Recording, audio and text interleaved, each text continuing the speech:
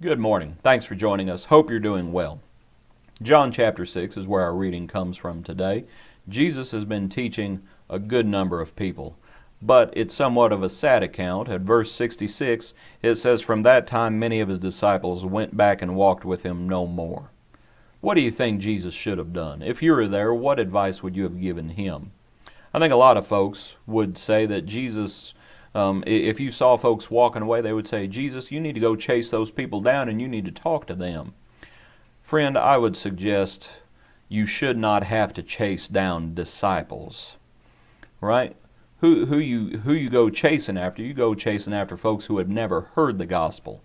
But those who have heard the gospel, and those who have walked with Jesus, and those who have tasted the heavenly gift, if they choose to return to the mire, there's not a whole lot you can do about it. There's really not anything you can do about it. They've made their choice. So if folks would have told Jesus, "You need to go chasing after him," it wouldn't have done a whole lot of good. He couldn't have told them anything that he hadn't already told them. I think as a second option, I think a lot of folks would have told him that he needed to soften his preaching, that he needed to tone down his preaching.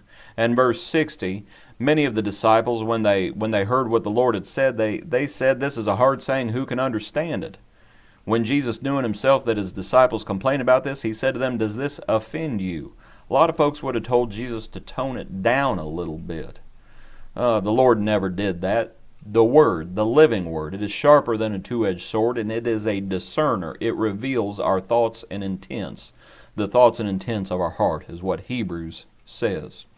Jesus is the chief cornerstone, but Jesus is also called the rock of offense. And if people stumble at the truth, if they stumble at Jesus, it shows that they're not ready to build on Jesus.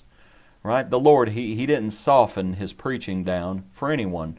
Doesn't mean that He wasn't loving, doesn't mean that He wasn't tactful even, but the truth is the truth. And if we know the truth and abide in it, it will make us free. I think a lot of folks would have told Jesus He needed to make more bread. Remember earlier in the chapter, verse 26, Jesus says, "You seek me not because you saw the signs, but because you ate of the loaves and were filled." Right? A lot of folks, when they saw those people leaving, they would have said, "Jesus, quick, make another batch of bread and fish. Maybe they'll stick around." Jesus says, "Do not labor for the food that perishes, but for the food which endures to everlasting life."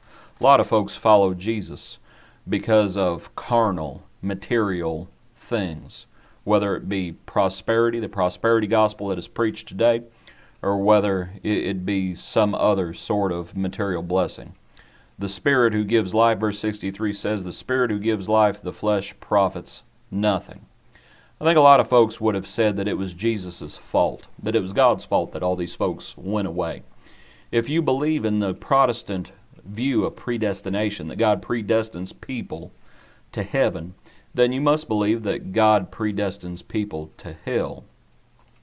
If you believe that God's grace is irresistible, that God, against your will, can open up your heart and can instill grace and faith in it, then whose fault is it that these people left? If God's grace is irresistible, whose fault is it that they left? It must be God's fault. Friend, that's not true at all. It's the disciples, it's those who walked away. It's their fault. It's not the Lord's fault. He's long-suffering, not willing that any should perish. Hope you enjoyed this study today. We'll see you tomorrow morning. God bless you.